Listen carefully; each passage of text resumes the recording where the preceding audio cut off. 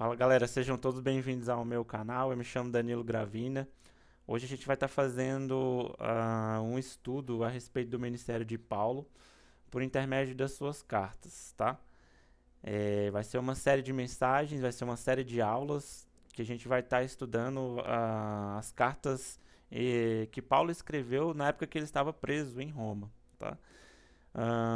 Vou utilizar um material bastante interessante aqui. É um material da editora Cristã Evangélica que foi publicado em 2021, tá? É esse material aqui.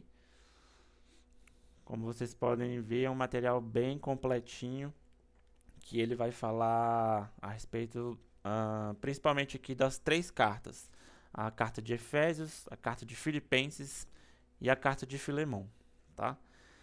Então, para a gente fazer uma introdução a respeito desse tema, vamos começar aqui então. Ahn, Foram quatro as cartas que Paulo escreveu na época que ele estava na prisão em Roma. Deixa eu até pegar o meu marcador aqui já. Então, Paulo escreveu a carta de Efésios, a carta de Filipenses, a carta de Filemão. E a gente vai gravar um vídeo separado, exclusivo da carta de Colossenses, tá? A gente vai destrinchar toda a palavra do Senhor sobre esses textos. E a gente vai ver detalhes da mensagem que Deus tem para nós, detalhes da mensagem que Deus tem para toda a humanidade por intermédio do ministério de Paulo. Então, para a gente começar, eu gostaria de fazer um panorama a respeito dessas três cartas, tá?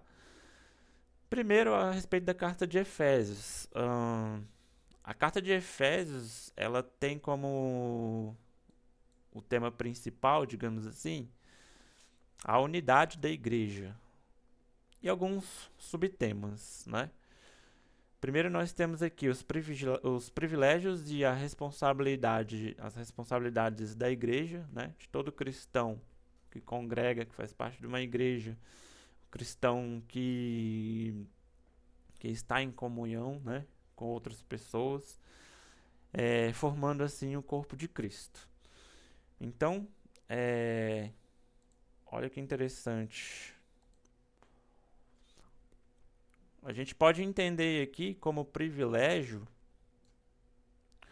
algumas bênçãos que Deus definitivamente ele já liberou para as nossas vidas desde antes da fundação do mundo.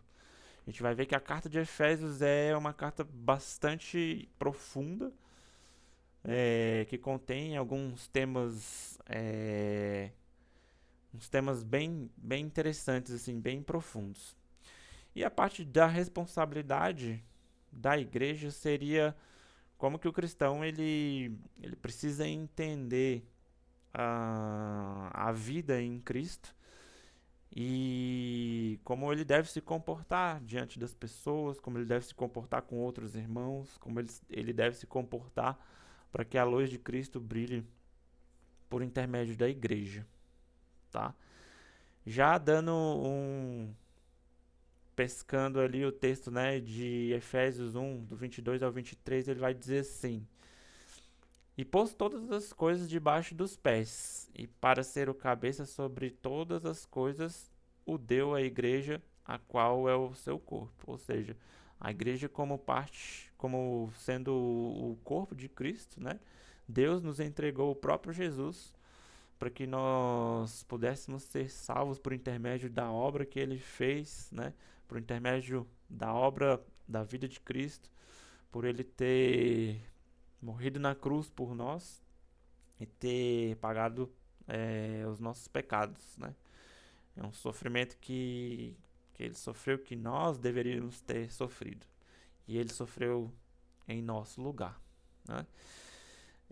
Então a carta de Efésios ela vai ser uma carta destinada aos santos que vivem em Éfeso e os fiéis em Cristo Jesus, tá? Esses são os destinatários na carta de Efésios. Qual seria então a importância, né, do tema dessa carta que chegou até nós? Bom, primeiro, o grande número de sermões e estudos bíblicos e livros teológicos que fazem uso da carta de Efésios, eles confirmam o seu título como se fosse a rainha das epístolas, ou seja, é como se fosse uma epístola que faz um grande resumo do que é a vida em Cristo, do que é a vida na comunidade de Cristo. E, na verdade, é essa comunidade espiritual internacional que Cristo forma para que a gente possa estar vivendo em comunhão, né? Bom, é uma carta que nos dá uma excelente base de doutrina bíblica, tá, na igreja, e nos ensina, olha só que interessante, nos ensina alguns aspectos práticos da vida cristã. E eu grifaria isso aqui muito bem, aspectos práticos da vida cristã, porque eu creio que a gente não pode ficar só na teoria da palavra, né? A gente precisa, de certa forma, deixar que as verdades bíblicas entrem no nosso coração, deixar que essas verdades se consolidem na nossa vida e que a gente possa aplicar isso de uma forma bem prática, né? No dia a dia. Eu acho que esse é o objetivo principal. Filipenses, então, eu creio que a gente vai estar falando mais pra frente nos próximos vídeos. Filipenses, ele vai dizer a respeito da gratidão e da ajuda que o apóstolo Paulo teve da igreja de Filipos, né? Lá em Filipenses 4:4 ele diz assim: alegrai-vos sempre no Senhor. Outra vez digo, alegrai-vos, né? Então, o apóstolo Paulo, ele estava expressando a sua gratidão pelos cuidados que a igreja estava, né, tendo. E ele direcionou essa carta para toda a comunidade de Filipos, especialmente ali para todos os santos, né, de Cristo, inclusive alguns bispos e diáconos que viviam em Filipos, tá? Bom, essa é uma carta informal, então, na qual Paulo ele abre o coração para nós e assim hoje a gente consegue absorver talvez esse mesmo sentimento que Paulo teve desse cuidado para com a igreja, a gente consegue absorver isso também nos dias de hoje, eu creio, né? E por falar assim, várias vezes em alegria, mesmo estando com algemas, Paulo nos ensina como podemos viver em Cristo quando passamos por circunstâncias difíceis. Então, Paulo, em diversas vezes, ele vai falar que ele era prisioneiro e ele era escravo de Cristo, porque na consciência dele ele já estava firmado, né, na verdade, na consciência dele, de que independentemente das consequências e das circunstâncias que ele estava vivendo, por ter pregado a palavra do Senhor em diversos locais, ele sabe que aquilo que ele estava sofrendo teria um peso de glória futura, né, na vida dele. E ele se sentia feliz mesmo estando preso. Ele se sentia feliz porque ele sabia que ele estava sendo útil para o reino de Deus. E ele tinha a presença do Senhor fortemente no seu coração, né? Então, tem muitas coisas que a gente precisa aprender com esses aspectos do apostolado de Paulo, né? Em Filemon, a gente vai verificar uma mensagem voltada mais para a base da misericórdia e do perdão de Onésimo, que foi um escravo fugido, né? Ele era um fugitivo, mas que depois ele teve a sua conversão. E lá em Filemão 11 diz: ele antes te foi inútil, atualmente, porém, é útil a ti e a mim, né? Então, o apóstolo Paulo ali escrevendo ao amado Filemon, também nosso colaborador, né? Ahn, então, eu creio que existem alguns detalhes nessa carta aqui de Filemon bastante interessantes que a gente pode aplicar também hoje na nossa vida, porque existem diversas formas da gente aplicar a sabedoria que Deus nos concede, né? Então, assim, temos nessa carta um exemplo da sabedoria de Paulo em tratar em questões delicadas, né? Aprendemos a ver as pessoas como Deus as vê hoje e não como elas eram ontem, né? Então, a partir da leitura da carta de Filemon, a gente entende que a gente precisa respeitar o passado das pessoas, né? Mas entender de fato que elas podem ter uma transformação em Jesus e elas podem viver de uma outra forma, né? Elas podem viver não de acordo com o passado delas, mas de acordo com o que Cristo as chamou para ser. Então, talvez essa seja a mensagem principal de Filemon. Então, esse foi um panorama aí primário a respeito dessas cartas de Efésios, de Filipenses, de Filemon. E a gente já começa entrando diretamente na palavra do Senhor, porque a gente vai fazer um destrinchamento de todos os detalhes das cartas, tá? Então a gente vai ler todos os textos e vamos entender um pouco a respeito da mensagem que Deus tem para nós por intermédio da vida de Paulo, tá? Bom, antes de começar então, falando a respeito especificamente da carta de Efésios, eu gostaria de primeiro fazer uma oração para que o Espírito Santo do Senhor possa nos iluminar, né? Para que a gente possa ser edificado por intermédio da palavra dele. Amém? Então vamos lá? Vamos orar? Senhor Deus, meu Pai, muito obrigado, Senhor, pela tua presença, obrigado por essa oportunidade que nós temos, essa liberdade de estudarmos a tua palavra. Nós sabemos que lá fora existem missionários que não têm tanta liberdade assim para poder estar lendo a Bíblia, por exemplo. Nós sabemos que nós somos privilegiados, Pai, e que nós precisamos ser edificados pela tua palavra para que podemos ter esse crescimento na nossa fé, essa maturidade da nossa fé, assim como essas pessoas lá fora, esses missionários têm.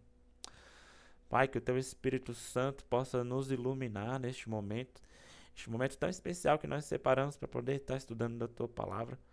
E que o Senhor venha saciar a sede de quem estiver ouvindo essa aula, de quem estiver acompanhando esse ensinamento. E nós te louvamos e te agradecemos em nome de Jesus. Amém. Amém, pessoal? Então vamos lá. Vamos começar então com a carta de Efésios. Vou passar para vocês aqui esse sumáriozinho que é como se fosse uma divisão temática a respeito da carta de Efésios, tá? Só para a gente se situar, a carta de Efésios ela está dividida em 6 capítulos, tá? O primeiro capítulo, do versículo 1 ao versículo 2, a gente vai ter apenas o prefácio e algumas saudações especial ali do apóstolo Paulo, que se dirige à comunidade, né, de Éfeso. Segundo, nós temos aí, segundo ponto, né, dentro do capítulo 1, nós temos as bênçãos espirituais em Cristo, que a gente vai encontrar a partir do versículo 3 até o versículo 14. Esse trecho do versículo 3 ao versículo 14, ele só vai ter um ponto final ali no versículo 14, no finalzinho mesmo. E ele é uma das maiores, digamos assim, expressões que tem na Bíblia. Um texto bem contínuo que fala a respeito de bênçãos espirituais que o próprio Cristo já preparou para a gente antes da fundação do mundo.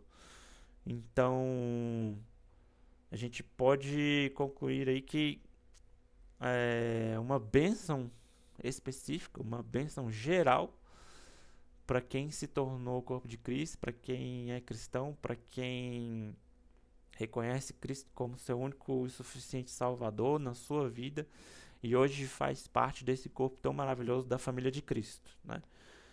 A gente vai ver que as bênçãos elas se localizam, elas estão disponíveis para a gente desde antes da fundação do mundo, em que Deus ele resolveu nos abençoar desde a eternidade, né?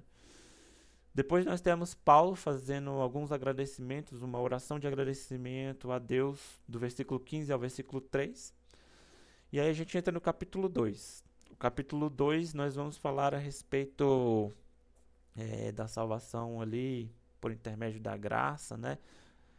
Vai falar como nós somos salvos, né? A carta de Efésios ela tem uma pegada bastante de soteriologia, que é essa parte do estudo da salvação do ser humano por intermédio da obra de Cristo nas nossas vidas, né? Eu acho que, na verdade, é um dos temas mais importantes que a gente precisa ter em mente, porque, bom, bênçãos materiais, a gente tem bênçãos materiais, né, que Deus dá para nossa vida também. Porém, não são as bênçãos materiais que na verdade, são o ponto principal. Na verdade, o ponto principal de todo o evangelho ali é que Cristo ele morreu por nós na cruz para nos salvar. E a partir do momento que nós somos salvos, nós emitimos alguns sinais, né, dessa salvação por intermédio da graça. O que significa graça? Graça é o favor imerecido que Deus concede nas nossas vidas. Então, assim, o cristão que foi salvo, ele precisa demonstrar alguns sinais, né? Existem alguns sinais de graça de Deus sobre a vida do cristão que foi salvo, da pessoa que foi salva, né? E que aceitou a se tornar um filho de Deus, né? A gente vai fazer um estudo um pouquinho a respeito de como Deus nos elegeu, como Deus nos predestinou para que nós pudéssemos viver nele, para ele, né? E ali no capítulo 2, no segundo ponto, no segundo tema, a gente vai estudar a respeito da nova humanidade em Cristo. Como que Deus ele transforma o nosso pensamento para que a gente possa viver de uma nova forma, né? É a transformação dessa humanidade que antigamente nós éramos apenas criaturas, né? Quando a gente aceita o Senhor Jesus Cristo na nossa vida e entende que Ele tem uma obra de salvação nas nossas vidas, nós temos o direito, né, de sermos chamados de filhos de Deus, de nos tornarmos filhos de Deus, né? E essa parte da nossa nova humanidade vai estar ali localizado entre os versículos 11 até o 22. No capítulo 3 a gente vai ver um tema interessante também, que é o apóstolo Paulo como sendo um judeu. Mesmo assim, ele se torna um apóstolo dos gentios. Hoje nós conhecemos o evangelho porque um dia o apóstolo Paulo ele se tornou, né, por intermédio da vontade de Deus, ele se tornou um apóstolo dos gentios, que eram aqueles povos que não faziam parte dos judeus. E embaixo nós temos ali a oração que Paulo faz pela igreja entre os versículos 14 a 21. Tá? No capítulo 4, a gente vê a respeito da unidade do corpo de Cristo. Essa carta ela tem essa pegada de falar muito a respeito da unidade. Isso está localizado entre os versículos 1 até o 16. E a partir do momento que a gente se torna um com Cristo, a partir do momento que a gente se torna igreja, de fato, e Cristo sendo o nosso cabeça, né, o cabeça da igreja, ele nos orienta a andarmos na luz, né? Ele nos orienta a andarmos na luz porque a vida do cristão ela precisa estar debaixo da luz, né? Ela precisa emitir essa luz, ela precisa o procedimento, na verdade, dos cristãos precisam impactar o mundo, precisa fazer diferença no mundo. Porque se um cristão decide viver da mesma forma que o mundo, não tem como o mundo identificar que ele se tornou alguém diferente em Cristo, né? O mundo precisa enxergar essa diferença entre aqueles que são do mundo e aqueles que decidiram viver uma vida com Deus. E por isso os filhos da luz eles precisam agir de forma transparente, precisa agir de forma com que essa luz venha a iluminar outras pessoas, né? Capítulo 5 a gente vai falar um pouco a respeito da caminhada do cristão. Então existem alguns tipos de caminhada.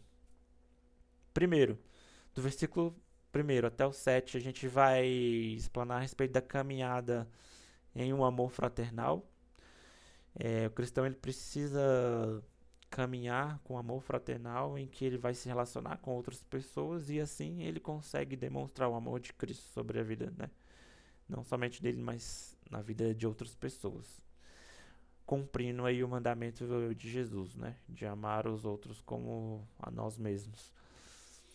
E ele fala a respeito do caminhar na luz, entre os versículos 8 e 14. Caminhar com sabedoria, entre os versículos 15 e 20. E Paulo ainda dá alguns conselhos a respeito da vida conjugal entre os versículos 22 a 33. Então a gente pode perceber que tem muito detalhe somente nessa carta de Efésios. A gente tem uma variedade de temas importantíssimos para a nossa vida. Por isso que eu disse que essa carta é como se fosse um resumo da vida cristã.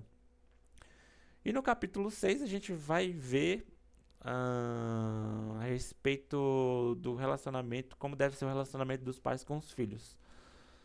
Entre os versículos 1 até o 4. Dos versículos 5 a 9, a gente vai ver algumas orientações de Deus para a vida daquelas pessoas que se sentem servos, né? Pessoas que são servos. É interessante que no primeiro século a igreja era formada por um monte de pessoas, um conjunto de pessoas bastante simples, né? E, nossa, imagina a dificuldade que era de orientar, por exemplo, um escravo que acabou de ter a sua conversão, porém ele ainda estava vivendo uma realidade de escravidão, né? Paulo ele vai orientar essas pessoas que eram mais simples. E a partir do versículo 10 até o versículo 20, a gente tem o armorial de Deus, né? A gente estuda a respeito da armadura de Deus, como o cristão ele precisa se equipar das armas e da armadura de Deus. E quais são essas armas, né? Para que a gente possa enfrentar a turbulência, na verdade, desse mundo tão conturbado, desse mundo tão bagunçado que a gente vive hoje, né? E por último tem algumas saudações ali, algumas bênçãos, a bênção apostólica que o apóstolo Paulo faz à igreja, né? Então essa carta de Efésios é uma carta que faz um resumão, na verdade, da vida do cristão e que a gente precisa estar atento a todos esses detalhes. Bom, muito bem. Depois desse panorama, então, geral, a gente entra diretamente na palavra de Deus, verificando todos os detalhes dessa carta tão importante pra gente, tá? Então a gente começa lá no capítulo 1, a respeito do prefácio e das saudações que o apóstolo Paulo fala. E você pode perceber que já no início, já no prefácio e nas saudações, o apóstolo Paulo ele já dá um ensinamento muito grande. Olha só que interessante, acompanha aí comigo. Ele diz: Paulo, apóstolo de Jesus Cristo, pela vontade de Deus. Olha que interessante, pela vontade de Deus. Então o apóstolo Paulo ele se sentia um ministro de Deus porque o próprio Deus o chamou, né? Então ele não fala assim, o apóstolo Paulo, pela minha própria vontade, não. Ele já está falando aqui que ele se tornou apóstolo porque ele teve um encontro com Deus e o próprio Deus o chamou. Ele tem a consciência de que o próprio Deus o tornou isso, o tornou o apóstolo, o chamou para ser apóstolo dos gentios, né? E ele se dirige então aos santos que estão em Éfeso e todos os fiéis em Cristo Jesus, né? Ele diz assim: a vós graça e paz. Graça e paz da parte de Deus, nosso Pai, Senhor Jesus Cristo. Quando a gente verifica aqui esses dois termos, ele fala aqui, né, graça e paz. Por que ele utiliza graça e paz? Primeiro, ele utiliza o termo graça porque graça era um termo bastante utilizado na Grécia. Então, essa saudação aqui era para os gregos. A graça, né? Graça, o favor imerecido de Deus. O favor que Deus nos dá, um favor imerecido que Deus nos dá, né? E a paz vem do termo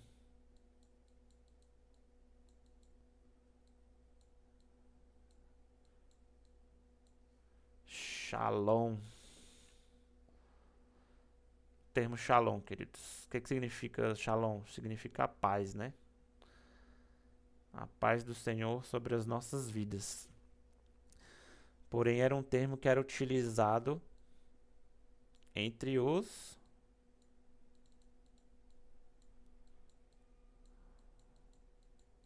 judeus.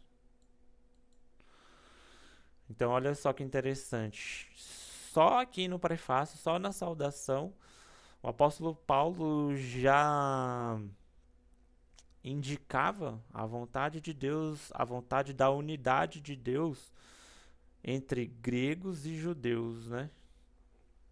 Ele já juntava os dois aí, gregos e judeus, porque Deus ele é Deus tanto dos gregos quanto dos judeus. Deus ele é um Deus do negro, do branco, do pobre, do rico, do asiático, do europeu. Deus ele é só um.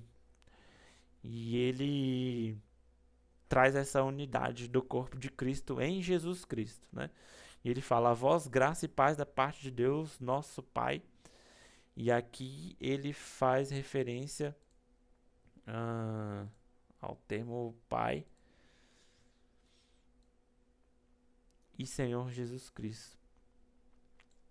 Da parte de Deus, nosso Pai, e do Senhor Jesus Cristo. E aqui ele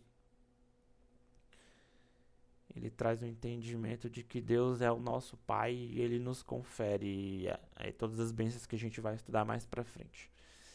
Sendo que o Senhor Jesus, ele é o Senhor das nossas vidas, né? Bom, continuando ainda no capítulo 1, a gente vai ter aí o maior trecho, então, o maior trecho de texto contínuo do versículo 3 ao versículo 14. Então vamos lá. A partir do versículo 3 ele diz: Bendito Deus e Pai do nosso Senhor Jesus Cristo, o qual nos abençoou com todas as bênçãos espirituais nos lugares celestiais em Cristo. Olha só.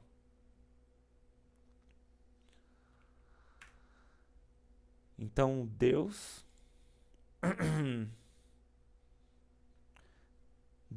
o Pai do nosso Senhor Jesus Cristo, Ele nos abençoou com todas as bênçãos espirituais.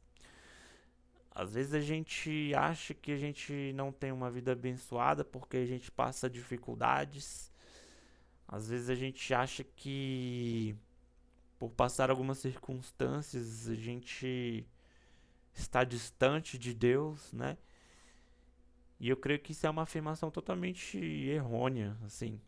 Porque Deus, ele já nos abençoou com todas as bênçãos e essas bênçãos são espirituais. Eu sei que Deus pode ter também bênçãos materiais para a nossa vida. Mas a principal são as bênçãos espirituais. E onde estão essas bênçãos espirituais? Ele diz ali, ó. Ele vai dizer pra gente: as bênçãos espirituais estão nos lugares celestiais. E além dos lugares celestiais, elas estão em Cristo. Então, olha que legal. A Bíblia nos diz que precisamos buscar a nossa vida que está escondida com Cristo. E a gente precisa buscar as coisas que estão do alto, as coisas que são celestiais. Porque buscando essas coisas, nós vamos ter essa percepção de quais são as bênçãos que realmente são necessárias para a nossa vida. E todas essas bênçãos estão escondidas aí na figura do nosso Senhor Jesus Cristo. E a partir do versículo 4 ele continua dizendo: como também nos elegeu, ele nos elegeu. Vou até marcar isso daqui. Ele nos elegeu antes da fundação do mundo, para que fôssemos santos e irrepreensíveis diante dele em amor. Ou seja, antes da fundação do mundo, o próprio Deus nos elegeu para que fôssemos o quê? Santos e irrepreensíveis. Às vezes as pessoas confundem, né? Dizem que são eleitas por Deus, mas às vezes elas não conseguem expressar a santidade que, na verdade, ela necessita estar presente na nossa vida, né? Depois que a gente aceita ao Senhor Jesus, nosso Senhor, sobre as nossas vidas. Então, assim, nós fomos eleitos antes da própria fundação do mundo para que fôssemos santos e irrepreensíveis diante dele em amor. É interessante que isso daqui aniquila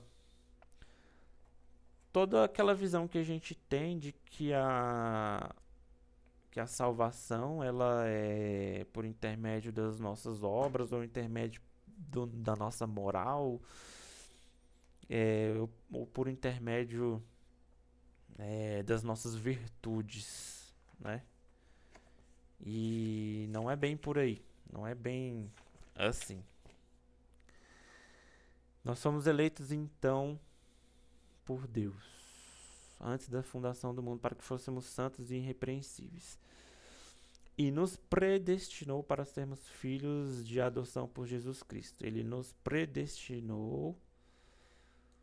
E o que significa predestinar? Significa dar um destino antes. Antes da fundação do mundo, antes que houvesse terra, antes que houvesse água, Deus ele nos predestinou para sermos filhos dele e filhos em adoção por intermédio de Jesus.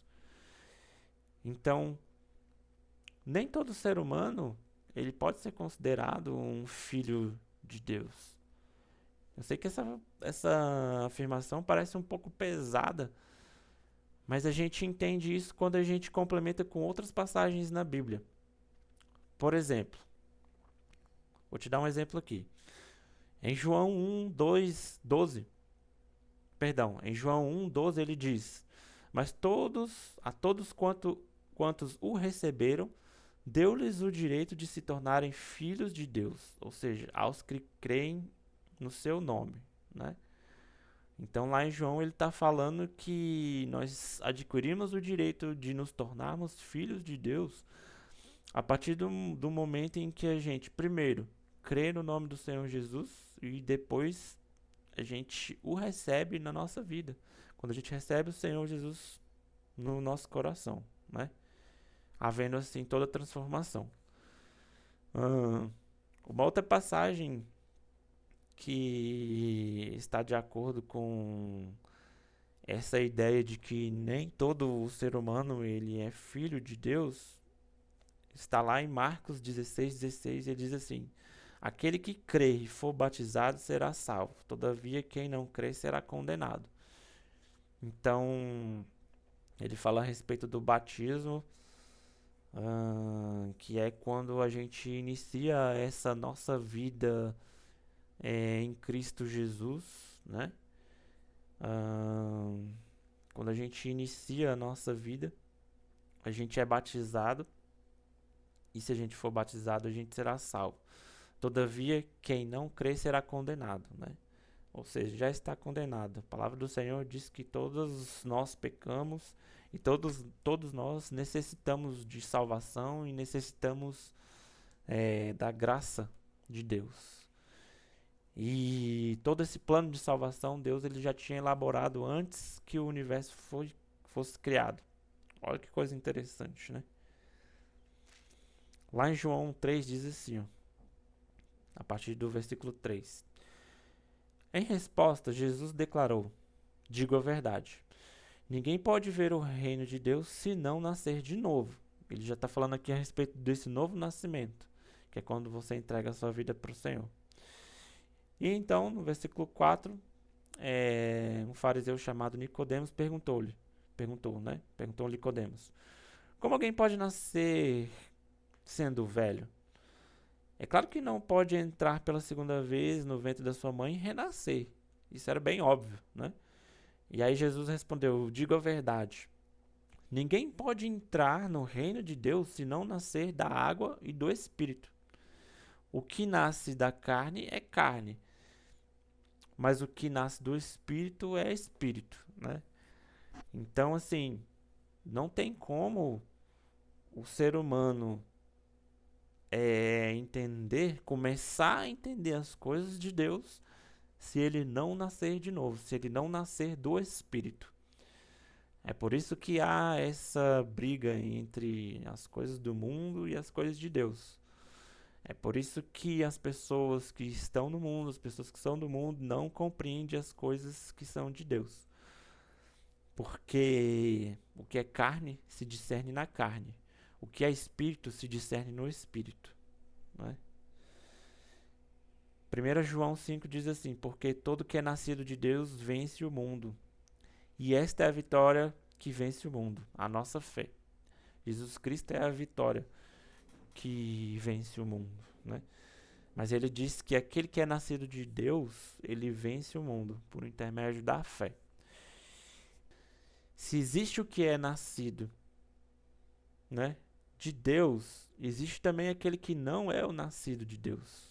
É aquele que só compreende as coisas naturais, é aquele homem, tipo de pessoa que só tem a visão natural ainda, né? Ele é apenas uma criatura. Ele ainda não entendeu que o Senhor Jesus, ele é o Senhor de todas as coisas. Ele não entendeu ainda que a salvação vem unicamente e exclusivamente por intermédio de Jesus. E ele não compreende essas coisas. Olha só, lá em 1 Coríntios 2 diz assim, 1 Coríntios 2, versículo 14, diz: Ora, o homem natural não compreende as coisas do Espírito de Deus, porque lhe parecem loucura, e não pode entendê-las, porque elas se discernem espiritualmente. Mas o que é espiritual discerne bem tudo, e ele de ninguém é discernido. Ou seja, a pessoa que já nasceu de novo em Cristo Jesus, além de herdar algumas heranças espirituais, além de abrir a sua visão, a sua cosmovisão a respeito do reino de Deus,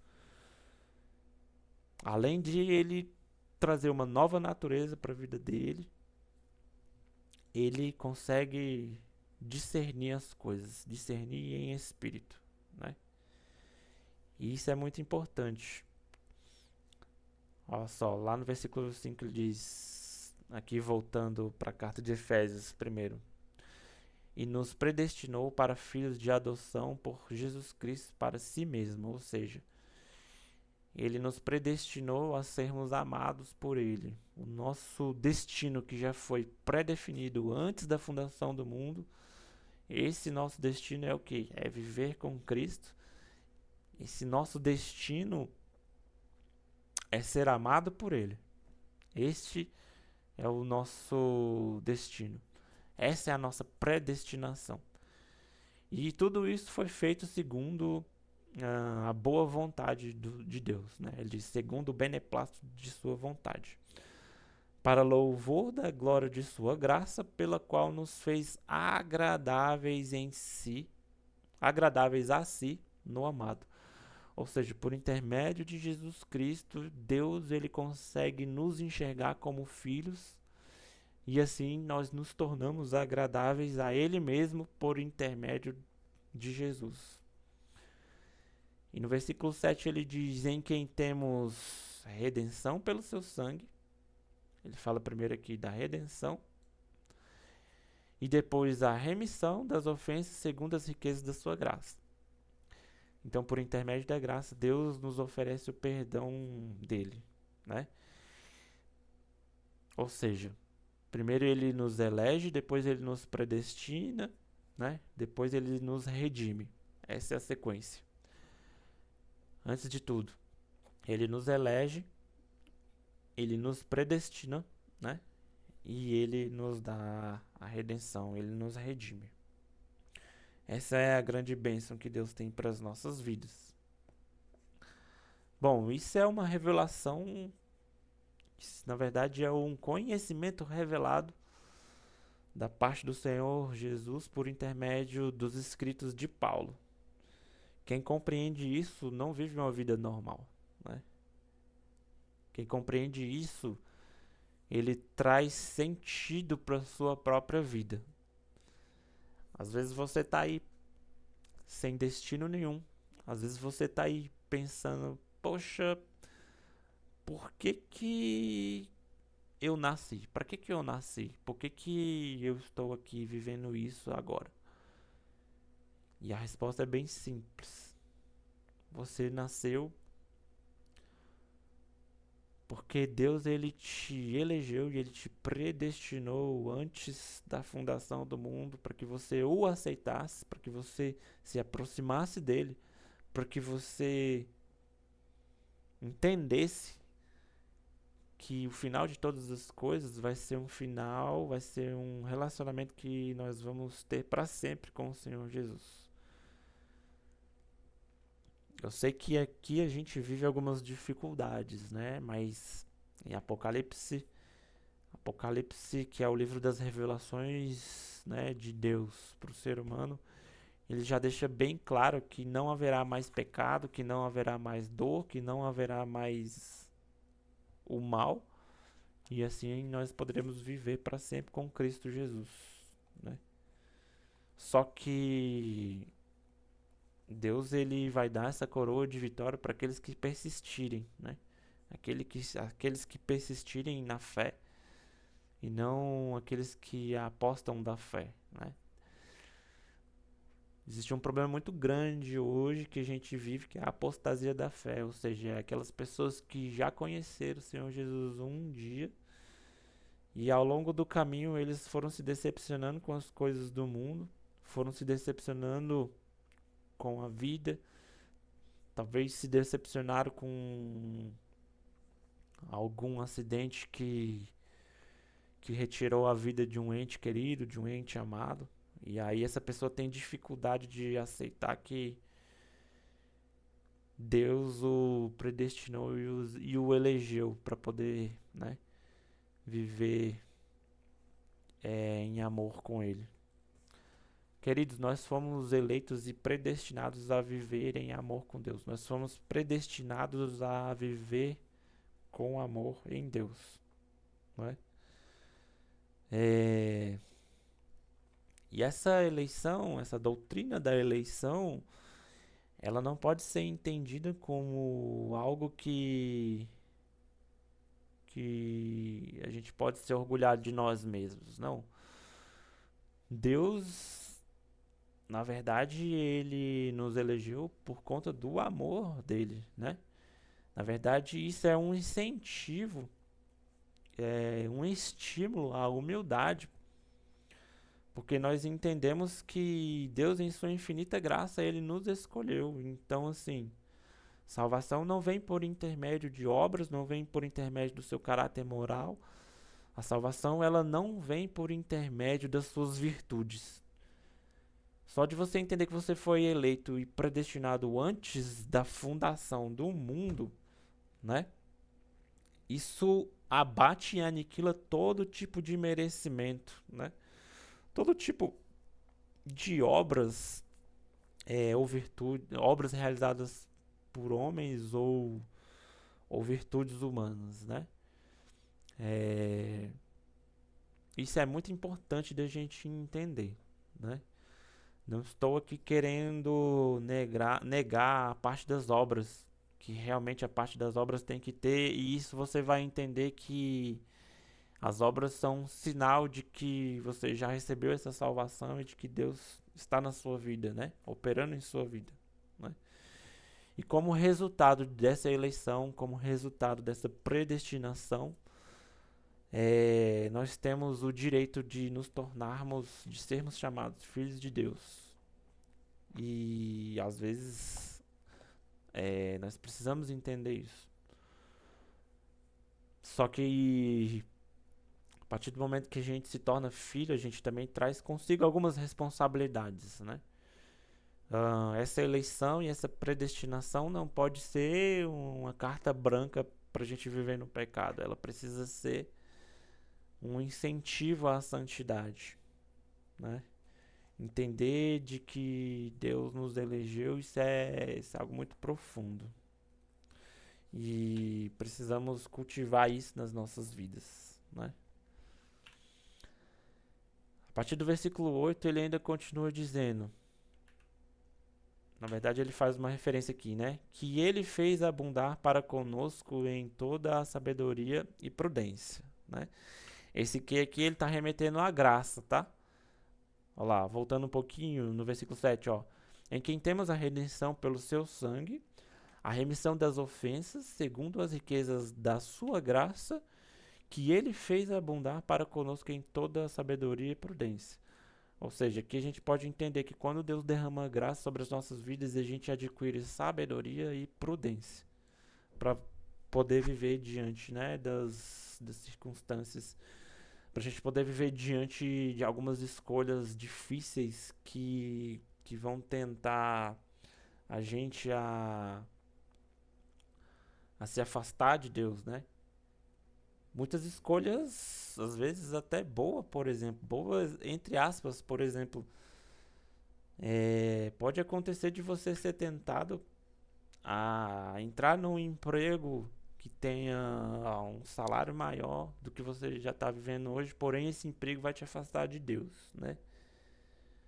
Ou seja, quando Deus ele derrama graça sobre a nossa vida, ele concede esse poder, essa sabedoria, essa prudência da gente não aceitar, por exemplo, esse emprego que talvez nos afaste de Deus. Isso é muito forte. Isso fala muito comigo. E ele continua no versículo 9 dizendo: descobrindo-nos o mistério da sua vontade. Ou seja, existe uma vontade aqui de Deus que ela já foi revelada. Existe uma vontade de Deus aqui que já foi descoberta. Ele diz, ó, descobrindo-nos o mistério da sua vontade.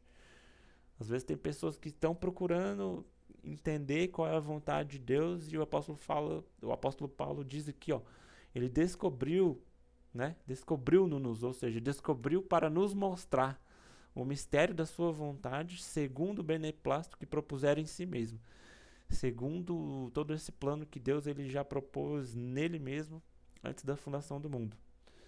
De tornar a congregar em Cristo, ou seja, tornar a juntar, tornar a trazer toda a unidade de todas as coisas em Cristo. Ele diz, ó, de tornar a congregar em Cristo todas as coisas, na dispensação da plenitude dos tempos. Ou seja, dispensação aqui é como se fosse uma ideia de distribuição. A distribuição da plenitude dos tempos. De tornar a congregar em Cristo todas as coisas na dispensação da plenitude dos tempos. Ou seja, à medida que o tempo vai passando, à medida em que o tempo vai sendo distribuído, Deus te deu um tempo de vida. Você precisa aprender que nessa distribuição desse tempo de vida, você precisa aprender a congregar essas coisas em Cristo Jesus. Você precisa abrir a sua mentalidade para entender todas essas coisas em Deus. E aí ele diz tanto, né, as coisas que estão nos céus como na terra. Ou seja, a partir do momento que você cresce, vai investindo mais tempo com Deus, você vai investindo mais a sua vida em Deus, por intermédio dessa distribuição do tempo, ele vai te revelando coisas não só da terra, mas como coisas do céu. Não é? A partir do versículo 11 ele diz, nele, digo, em quem também fomos feitos herança. E aí aqui eu acho que está uma chave importantíssima para a gente viver essa vida em Deus, é entender que nós fomos feitos herança dele. Nós somos a herança do Senhor. Havendo sido predestinados conforme o propósito daquele que faz todas as coisas segundo o conselho da sua vontade. Então é por intermédio da vontade dele que ele nos comprou, nos fez herança, porque nós somos agora filhos de Deus, porque nós aceitamos a obra que Cristo fez de redenção e hoje nós temos a salvação, nós cremos na salvação por intermédio da própria graça que Deus derrama sobre a nossa vida. E ele continua dizendo, com o fim de sermos para louvor de sua glória. Existe uma finalidade para que nós nos tornemos filhos de Deus. É o quê? É o louvor da glória de Deus. A partir do momento que nós nos tornamos filhos de Deus, nós cremos no seu nome, nós cremos na sua obra, nós começamos a viver uma vida em que vai glorificar o Senhor. Ele diz, ó, com a finalidade de sermos para louvor da sua glória, nós o que primeiro esperamos em Cristo, né?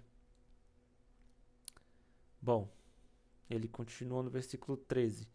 Em quem também vós estáis, depois que ouvistes a palavra da verdade. Ou seja, se você já está ouvindo essa palavra aqui, se você já está vendo essa aula, você já está recebendo um pouco de Deus e começando a compreender que Ele não te chamou para que você vivesse uma vida qualquer. Se você está vendo essa aula aqui, você precisa entender que Deus ele te chama para poder viver uma vida extraordinária, uma vida sobrenatural. Ele diz, ó, em quem também vós estás depois que ouvistes a palavra da verdade, né? O apóstolo Paulo já sabia que os efésios tinham escutado a palavra de Deus. Ele já tinha, né, essa ideia de que os efésios já aceitaram a Jesus e eles estavam procurando viver em santidade, né?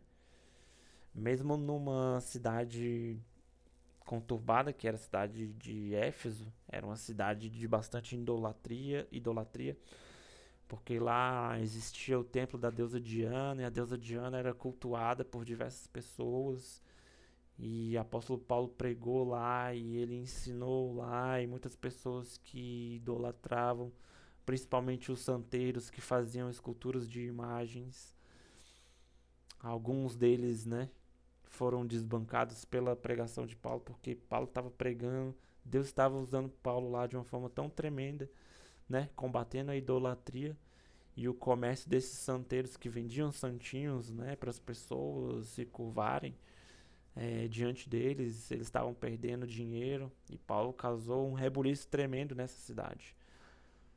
E é engraçado que a arqueologia hoje, por exemplo, ela dá alguns sinais de que existia uma escola de magia, né, na cidade de Éfeso. E existiram algumas pessoas que, mesmo ali praticando ocultismo e magia, quando ouviram a palavra do Senhor, eles queimaram alguns livros, pessoas se renderam ao Senhor ali naquele momento, né? E ele diz, ó, em quem também vós estáis depois que ouvistes a palavra da verdade, o evangelho da vossa salvação.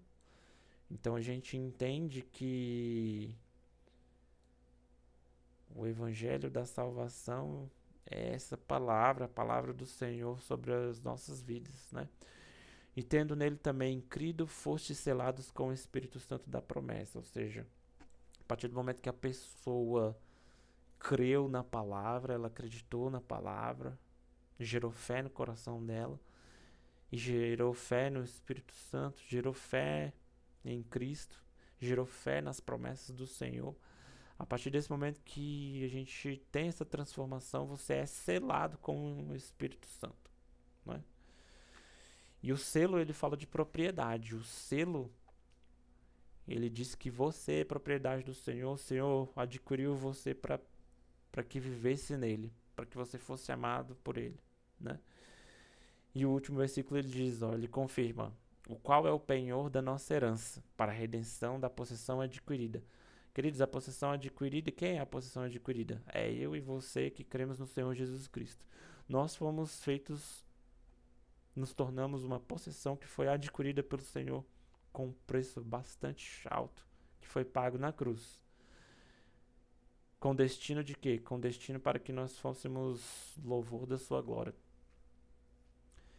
Então, a gente precisa entender que nós fomos feitos para andar com Deus, nós fomos feitos para poder ter uma nova vida com Deus, né? E nós podemos nos tornar filhos de Deus a partir do momento que a gente acredita no Senhor e coloca a nossa confiança e nossa fé nele, direciona a nossa vida nos caminhos dele. E assim a gente se torna louvor do próprio Senhor Jesus. A gente se torna louvor para a glória dele. Amém? Então esse foi um estudo da primeira parte ali da carta de Efésios, nos versículos 3 até o 14. E a partir da próxima aula a gente continua o estudo dessa carta. Amém? Vamos orar então para finalizar o estudo. Amém, Senhor, obrigado por esse momento que nós tivemos aqui da Tua Palavra. Podemos aprender, Senhor, que o Senhor nos fez posses Suas, Pai. Nós fomos feitos herança Sua. E nós entendemos que hoje o Senhor, por iniciativa própria, nos elegeu e nos predestinou a viver em Seu amor. Que possamos continuar sempre caminhando no Seu amor. E que possamos crescer em conhecimento, em justiça e em verdade. Louvado seja o Senhor, Pai. Louvado seja o Teu santo nome. Amém. Beleza, queridos? Espero vocês na próxima aula, no próximo vídeo. E a gente vai continuar com o estudo de Efésios. Falou, forte abraço.